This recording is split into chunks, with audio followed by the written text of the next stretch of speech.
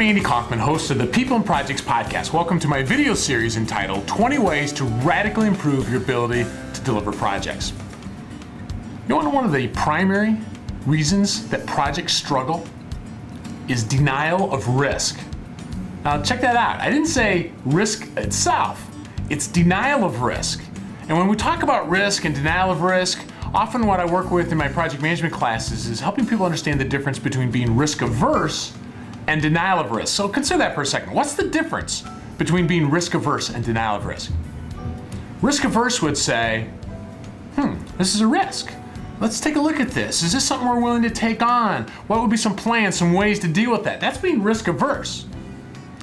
Now, that can have its own problems with organizations. I know some R&D organizations that talk about this where they feel their company is almost too risk averse. If you're too risk averse, what would be some consequences of that? Well, it could be that it could hurt innovation. Why should we go off and innovate when that would be a little bit too risky? So being risk averse certainly could have problems, especially organizationally.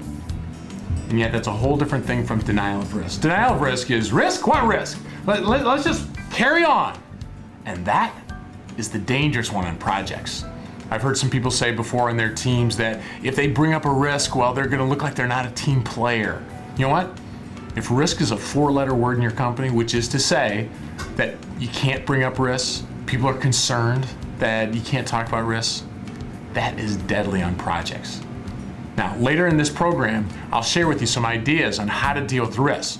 But for now, here's some questions I want you to consider. First, how formal is the risk management process for your projects today? How actively do you and your team identify risks? Is it once at the beginning of a project? Is it regularly throughout the duration of the project? Rarely? How free do you or the people in your team feel to bring up risks? Is risk a 4-letter word, or can you openly talk about them?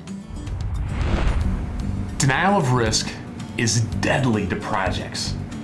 Learn to manage risks effectively, and you can radically improve your ability to deliver projects.